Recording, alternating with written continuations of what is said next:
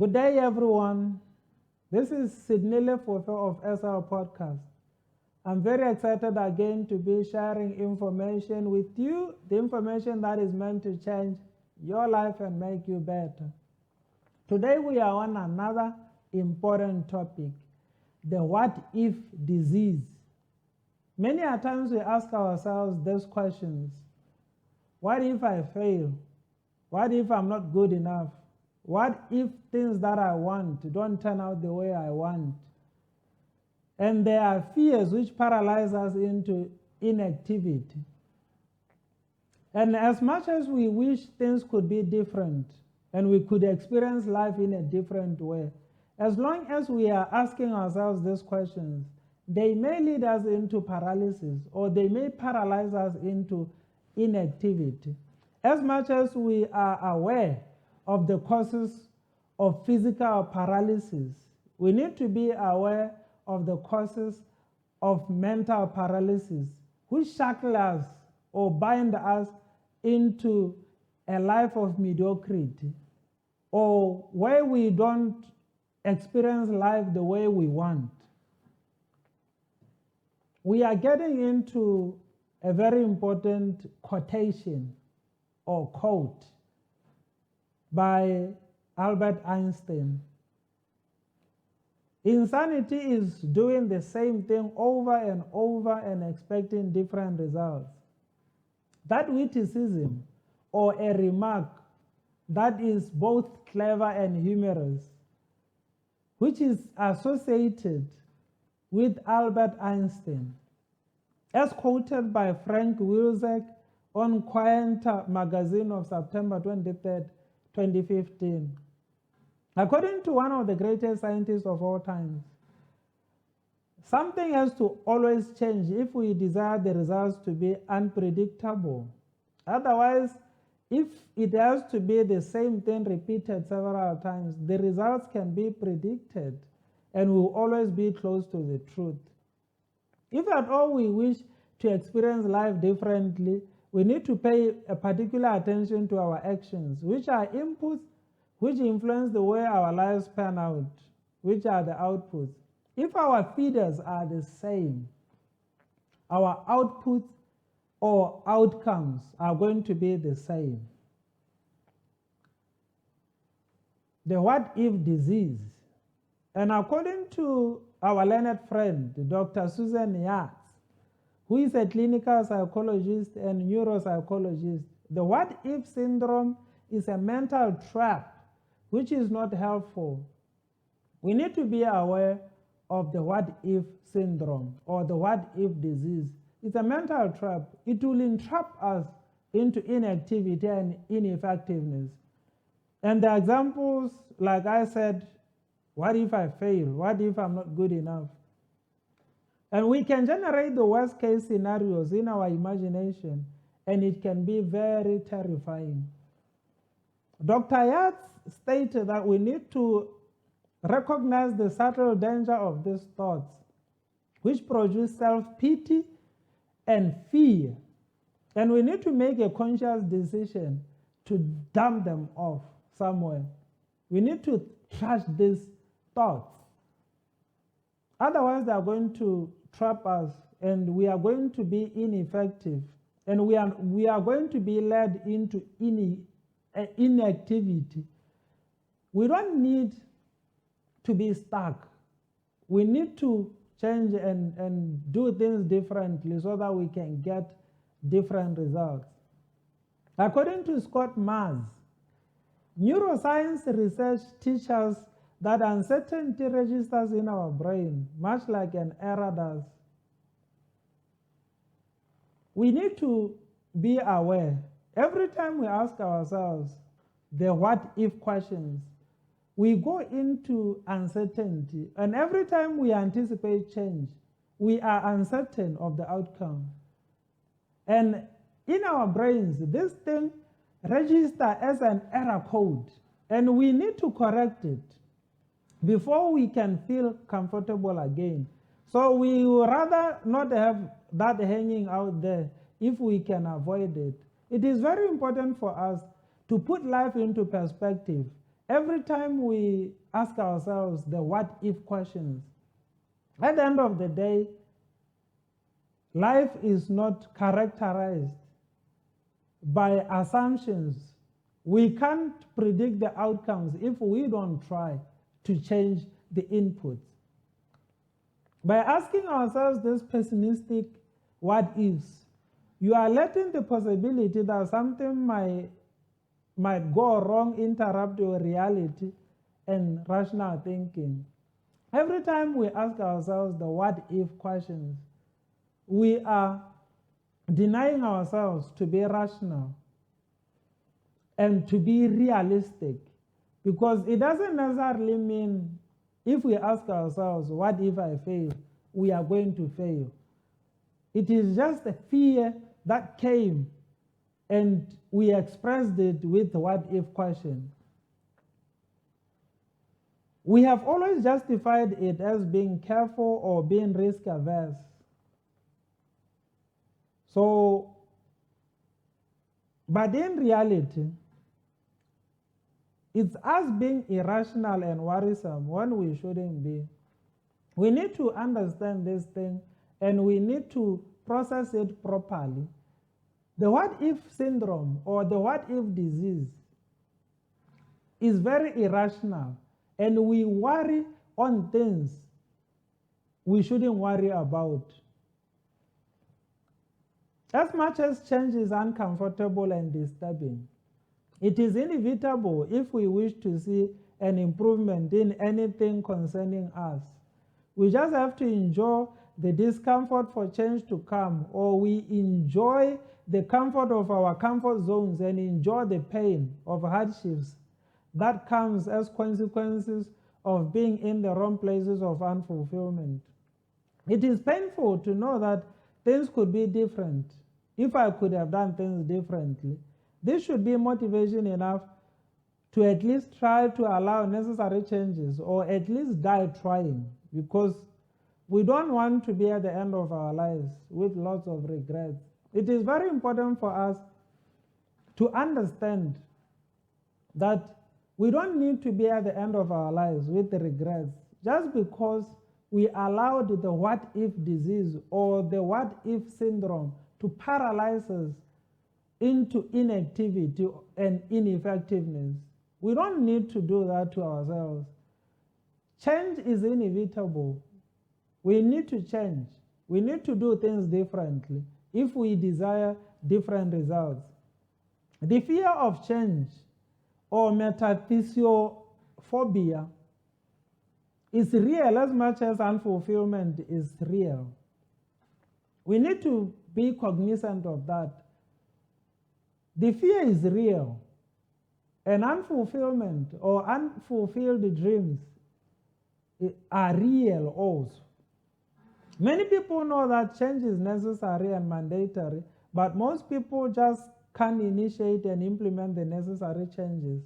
That is the predicament of many. If there is something which is sure to happen, it's change.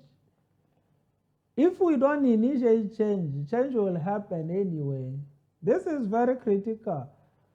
We are better off initiating change and managing it. Anything which doesn't improve will with time deteriorate, because with time the things which are relevant now will be irrelevant because they become outdated and useless. Life is changing around us and times are moving. We need to be aware of that. Life is changing and we need to accept change and embrace change. And if we don't move and change with time, we'll be forced into changing at some stage in life. This is real. We are better off changing and controlling the change. We are better off changing at our own time and with our own pace and managing the change than being forced into change, because life will turn and move on and we will have to play catch up someday. It is very important for us to embrace change and know that we don't need to be afraid of change. Change is going to happen anyway. We need to acknowledge the reality of being stuck in the demise of our old corrupted state, which is hurtful and leading us into destruction. And with our renewed mind, or having fresh, untarnished mental and spiritual attitude, we need to change into newness of life and embrace new ways of living. It is very important for us to understand that we need to renew our thinking. We need to renew the way we see things and the way we do things. If at all we want to see change, we need to renew our mindset. We need to renew the way we look at things. This is the only way we can experience things differently. Our lives can change if we could embrace change and do away with old ways which landed us into trouble. It is very important for us to understand that we need to do away with our old ways of doing things, because if we are going to continue doing the things we used to do and doing things the way we have been doing them, we will just be repeating the process, the same process that led us into inactivity and uselessness. It's the same things that will be repeating, and we should predict the same results. We don't need to feel stuck while we can do something about our lives. Those who are willing to face their fears and enjoy the discomfort of change will see the different results and will experience life in a whole new way. It is very important for us to know that many people are paralyzed by the what-if syndrome, and they can't act on what they know because the what-if things don't turn out the way I planned, and we stand on the way of action. It is very important for us to not allow the what-if syndrome to stand on our way of action. We need to do something differently. We need to change. We need to allow change to happen. On the flip side of the coin, what if things can work out for us? This is how we are supposed to process everything. What if things work out for us? What if we can be part of the success stories? And unfortunately, we will never know unless we give ourselves a chance by trying or by changing. Failure is inevitable in both scenarios. Our inactivity and our activity, all of these things will lead us to fail somehow. Our inactivity will lead us into failure as much as our attempt to act ourselves into embracing change may lead to failure, which is failure we can learn from, and with the lessons we could make adjustments that can foster success in the future. Failure is inevitable. When we don't do what we need to do, we have failed, because nothing is going to change. We are not going to improve. We are not going to get better because we didn't do what we needed to do. And it is failure. And if we try something new, there are chances that we are going to fail. And that one we can learn from. We can manage our future based on the lessons of our failures in our attempts to make things differently. We are better off failing in our attempt to facilitate change than failing in our inactivity. We shouldn't be afraid of temporary failures, which we could learn from and use as base for our future attempts. Instead, we should be afraid of the lifelong failure when we couldn't do what we knew we were supposed to do. What if both works in both ways of inactivity and activity? We shouldn't allow ourselves to be paralyzed by something that is going to work on us anyway. We are better off managing the what-if syndrome rather than allowing it to manage us. We are here. Whatever we do, the what-if will work on both ways. Our inactivity and activity somehow may lead us to fail. And we are definitely sure if we don't do what we know we need to do, then we are going to definitely fail. And if we do what we know we are supposed to do, we are giving ourselves a chance. It's a 50-50 probability. Something can work for us, and if it doesn't work the way we envisioned, we can still make adjustments and we can make it work. But if we are paralyzed and we are stuck in our ineffectiveness and inactivity, we are never going to experience what it can be if we succeed. God is with us and will help us in our walk of life. Those who trust in God will see the hand of God, who will facilitate and necessitate the necessary adjustments and change that will lead us to our desired and intended outcomes. Our lives can be different if we could give ourselves a chance by allowing change to happen in our lives. It is very important for us to understand that we can give ourselves a chance by allowing change to happen. It is very important for us. We can do this. We can allow change. We can allow ourselves to try new things and do things differently. And in conclusion, we need to accept that our minds will wander. If the what if question comes, it is our minds wandering around. And we need to put life into perspective quickly to correct the irrational thinking before our brains actually believe it is true. If we process some things, whether true or not true, if we repeat them over and over again, our brains will register them as the truth, and they will be stored in our subconscious mind as something which is true. We need to tolerate being uncomfortable. It doesn't hurt to feel uncomfortable, and with few successes, we'll believe in going against the current more. It is very important for us to learn to tolerate, to be uncomfortable. Change is uncomfortable and it is disturbing.